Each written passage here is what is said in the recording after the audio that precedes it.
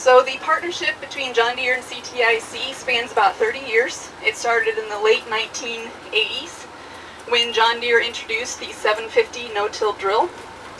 And when John Deere introduced that drill, it quickly became apparent that the marketing efforts for that particular drill needed to include more than just the features and the benefits for it.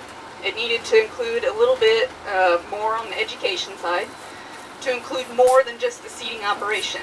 We needed to look at things like nutrient management for no-till farming, what was being done about residue management and weed control. And CTIC was the perfect partner for that because at the time they were the Conservation Tillage Information Center. And basically their primary role at that time was to help producers successfully implement conservation tillage practices using a systems approach. So they weren't just looking at that seeding portion of the production cycle, they're basically looking at the whole production cycle. Which brings me to my first question, so everybody's ears are perked up right now. John Deere has been a lifelong supporter of CTIC. In what year was CTIC formed? A, 1982, B, 1985, C, 1986, or D, 2004? In the back. Correct. It was 1982. So the partnership with CTIC helped advance conservation agriculture through the adoption of conservation tillage across millions of acres of farmland. And that in turn helped reduce soil loss, which brings me to my second question. According to the NRCS, conservation practices on the land have reduced soil sediment loss from farm fields by what percent? A, 29%, B, 49%, C, 69%, or D, 89%? Because I don't fall over. Yes. That's incorrect. Nope.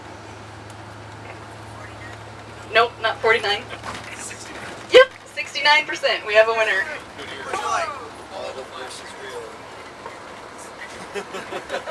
So I don't think anybody on this bus would argue that farming is a business. I think everybody would agree to that. And one of the tricks to increasing the adoption of conservation on farm ground is doing it profitably. And this is one of CTIC's strengths. Through their technology on the farm ambition, which seeks to educate policymakers and key stakeholders in Washington, D.C., they do this very well.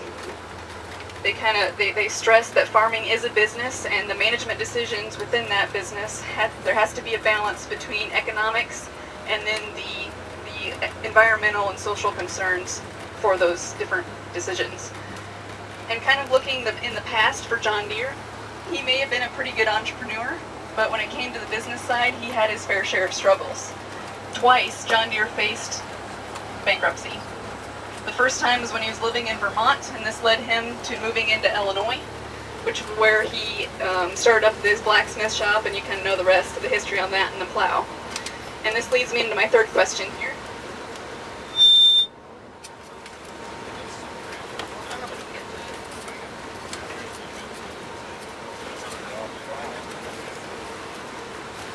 In 1858, a downturn in the economy led to tough times in the ag sector. John Deere was faced with the decision to sell his interest in the company or enter into bankruptcy. He chose the former, which was to sell his interest.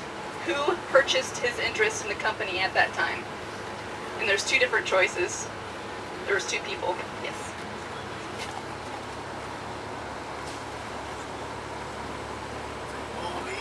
Nope. Not Moline. Nope, not McCormick. Not Case. Not Chalmers. I'll give you a hint. It's a relation to him. Harvey Deere. Not Harvey Deere. President. Not his wife. His son. His son. Yep, Charles Deere, and it is also his son-in-law, Christopher Weber. So we have a winner here up in the front. Do you want a flash drive or a shovel? please, right here.